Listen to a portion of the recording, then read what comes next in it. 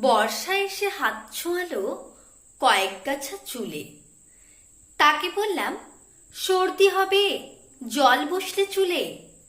ফ্যাঁচ ফেঁচিয়ে হাঁচবো ভীষণ, দু চোখ হবে লাল।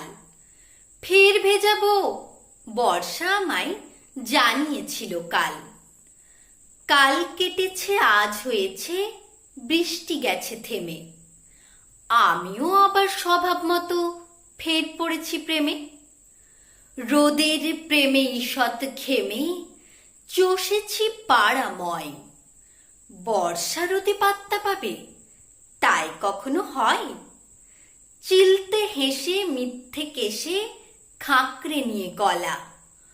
খুচরো গুনে দোকান থেকে কিনেছি হজমোলা। দুপুর থেকে বিকেল হলো, বিকেল থেকে সাঁঝ। বর্ষা বোধহয় ব্যস্ত আছে, তাই এলো না আজ। সন্ধে শেষে নিরুদ্দেশে ছুটিয়ে দিয়ে গাড়ি। এমন সময়, মে আই কামিং, একটু আসতে পারি? রিন রিনে এক কণ্ঠ।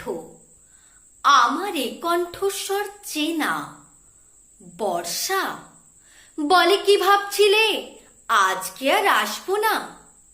এই দেখে নাও আজও তোমার চুলের ডগা ছুঁয়ে নামছি আমি ছদ্মবেশী বৃষ্টিকণা হয়ে।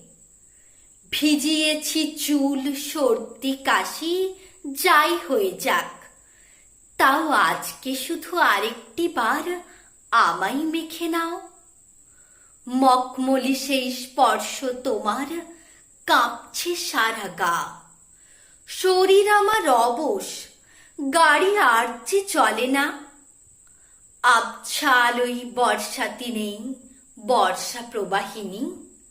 বর্ষা, আমি তোমার কাছে আজন্মকাল ঋণী।